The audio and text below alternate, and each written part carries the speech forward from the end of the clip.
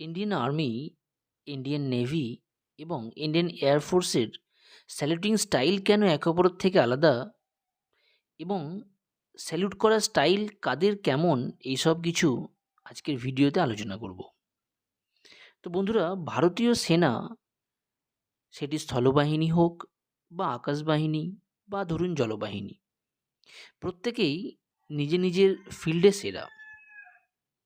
এবং Indian army পৃথিবীর বুকে একটি অন্যতম সেরা বাহিনী মর্যাদাও অর্জন করেছে। এবং আমরা এক একজন ভারতীয় হয়ে প্রত্যেক ইন্ডিয়ান আর্মির প্রতি গর্ববোধ করি।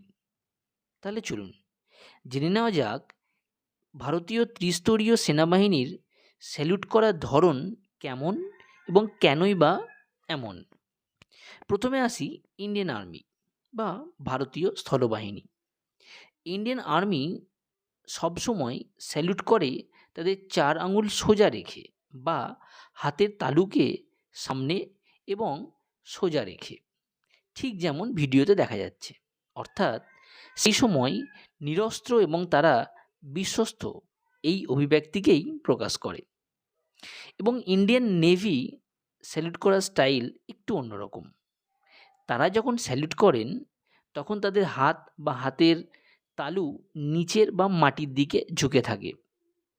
যেহেতু ইন্ডিয়ান নেভিকে সমুদ্রে জাহাজের থেকে কাজ করতে হয়, এর জন্য তাদের হাতে থাকে নোংরা এবং তেলতেলে, যার জন্য যখনই তারা স্যালুট করেন তাদের হাতের তালুকে নিচের দিকে মুখ করে রাখেন, যাতে সেটা দেখা না যায়।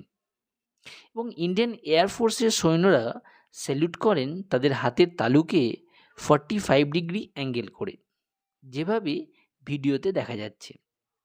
তাদের সব কিছু যে আকাশ এবং বায়ু বা আকাশকে প্রতি তারা দায়বদ্ধ এবং প্রগতি ও আকাশকে ধন্যবাদ জ্ঞাপন করে, এইভাবে স্যালুট জানিয়ে আসে।